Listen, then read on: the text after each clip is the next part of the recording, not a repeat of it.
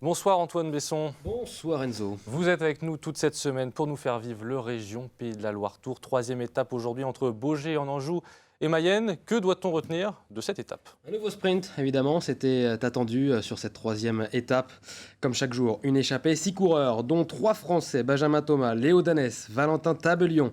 On retrouve également Monk, Quadrado et Benilly dans ce groupe de tête. Ils compteront jusqu'à 3 minutes d'avance à 35 km de l'arrivée. Benilly passe à l'attaque, Benjamin Thomas y va, Cyrus Monk aussi.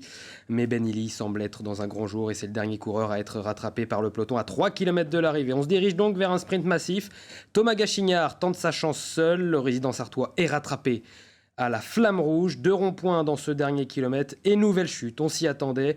Vandenberg, le maillot vert reste bien placé, il lance son sprint, Brian Coquard est dans la roue, il lance à son tour, le sprinter français remporte sa deuxième victoire sur ce région PDL Tour après la première étape.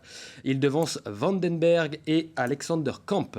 Et aujourd'hui, je crois qu'on a pu admirer aussi beaucoup de patrimoine lors de cette étape. Oui, c'était l'étape des châteaux, cette troisième étape. On a été servi en Mayenne le château de Boisfrou, ou à Lassay-les-Châteaux, le château de Sainte-Suzanne, ou encore, vous allez le voir, le château de Mayenne. De belles images qu'on a vues aujourd'hui. Alors le classement des coureurs. Le classement de cette troisième étape avec donc la victoire de Brian Coquard, la quatrième place de Romain Cardis, le français, Lorenzo Manzin est sixième. Du côté du classement général, un changement de leader. Brian Coquard reprend le maillot de leader devant Marine Vandenberg. 7 secondes d'avance avant la dernière étape demain au Mans. Et oui, justement, ultime étape demain, à quoi doit-on s'attendre?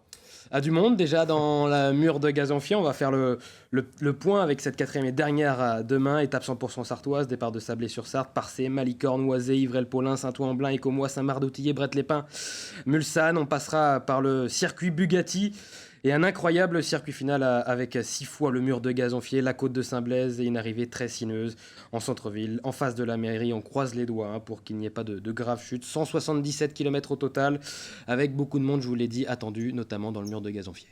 Merci Antoine Besson. Merci à vous. On verra ça justement demain avec vous.